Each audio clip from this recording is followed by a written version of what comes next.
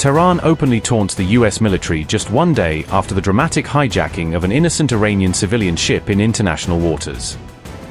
US military finds itself on the back foot as an Iranian cargo ship boldly crosses the Hormuz Strait completely unimpeded. Just before ceasefire expiry, Iran forcefully asserts naval dominance throughout the strategically vital Hormuz waterway.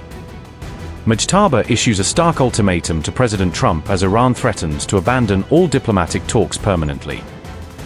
An Iranian-flagged vessel reportedly transited the Strait of Hormuz on April 20th, despite the ongoing US naval blockade aimed at restricting Iranian maritime traffic. The semi-official Tasnim news agency reported on April 20th that the Iran-flagged cargo ship Shoja 2 was moving through the strait, underscoring continued movement even under tightened restrictions. The cargo vessel is said to have departed from Shahid Raji port, Iran's key commercial hub near Bandar Abbas, which serves as a major outlet for the country's non-oil trade. Ship tracking data from marine traffic also showed the vessel in transit through the strait, as highlighted in an Al Jazeera report mapping recent movements in the waterway. Meanwhile, Tasnim reported a sharp drop in overall traffic through the Strait of Hormuz, indicating that the choke point has effectively slowed to a near standstill. Citing shipping data, Tasnim said that only 3 vessels transited the strait over the last 12 hours, reflecting the impact of both the US blockade and Iranian-imposed controls. Just one tanker, described as Nero and operating under British sanctions, is reported to have exited the Persian Gulf, suggesting very limited commercial passage. At the same time, only 2 other ships were recorded entering the Gulf, illustrating how severely the flow of maritime traffic has been curtailed in the area. At the same time, the US military released new images of an Iranian vessel it had seized on April 19th, as part of the enforcement of the blockade regime.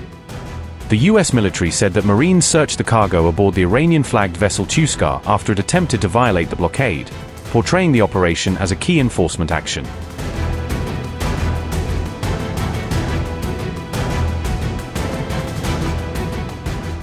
As the ceasefire moves closer to expiry, the US has seized an Iranian cargo ship, adding fresh tension to an already volatile situation at sea. President Donald Trump announced that the US military carried out the seizure of the Iranian vessel on April 19th.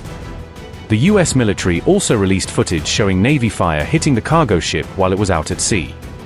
According to reports, a US missile destroyer intercepted the ship as it allegedly attempted to head toward Iran. The Iran-flagged vessel was said to be traveling toward Bandar Abbas port when it was stopped, according to the US military. US officials say the ship ignored communications for more than 6 hours, which led forces to take action. The destroyer then reportedly ordered the crew to evacuate the engine room before opening fire to disable the vessel. Several shells from the warship's 5-inch Mk-45 gun struck the engine area, leaving the ship immobilized in the water. US troops later boarded the Iranian vessel and took control without meeting any further resistance. The ship is now in US custody following the operation, according to US Central Command. US officials say the vessel was taken into custody after it allegedly tried to break a US blockade on Iranian ports. Iran has strongly condemned the operation as armed piracy and theft, and has vowed retaliation over what it calls a violation of the truce. Donald Trump said, and I quote, "Today, an Iranian-flagged cargo ship named Tuskar, nearly 900 feet long and weighing almost as much as an aircraft carrier, tried to get past our naval blockade, and it did not go well for them."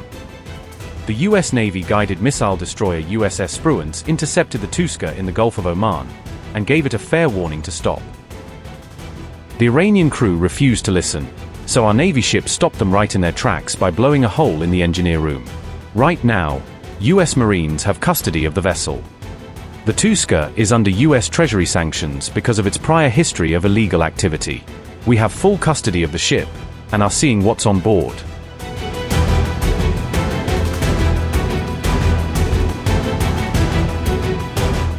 Iran has accused the United States of violating the ceasefire after attacking its cargo vessel in the Gulf of Oman. On April 19th, US forces reportedly fired on the ship, disabling its engine before boarding and seizing it. President Donald Trump later confirmed the seizure, saying the vessel was under US sanctions. In response, Iranian media said drone attacks were launched targeting US warships operating nearby.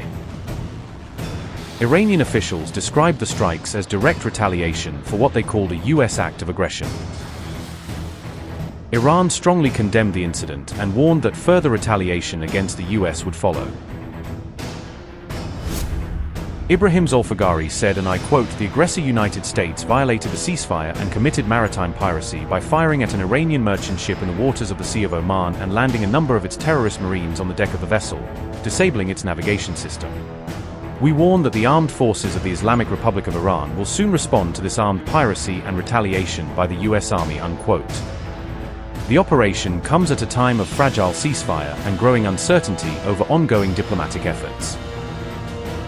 The US action also came just 2 days before the 2-week ceasefire with Iran was due to end.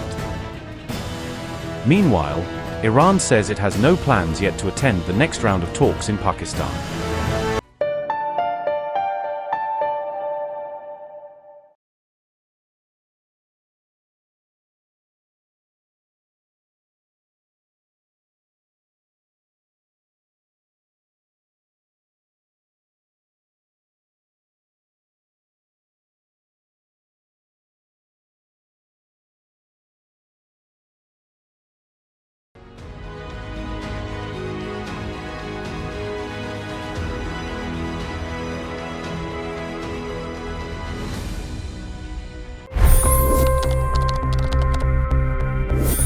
$25 crore गरीब गरीबी को परास्त करके बाहर निकले। For the good of our nation, let's work together and let's truly make America great again. The fastest news breaks. Requested PM saying that we will have to speak to Putin and to Zelensky. The biggest news makers. The relationship with India is probably the most important bilateral relationship the US will have for the rest of this century. The capital delivered quite an election result today. Expert analysis. The million-dollar question today is how to stop this dance of death. Ground reports. I'm standing at the crossroad of the Kumbh Mela. Behind me are more than 100 entry ghats. Long-form interviews. Exclusionary politics is reflected in Manipur case as well. You don't bother because this is a small state. Deep dive into burning issues. It's often said DRC could be the richest country in the whole world. It's because of what sits underneath. Why exactly did the US topple the Sheikh Hasina government? HD videos. We don't just break news, we break it down.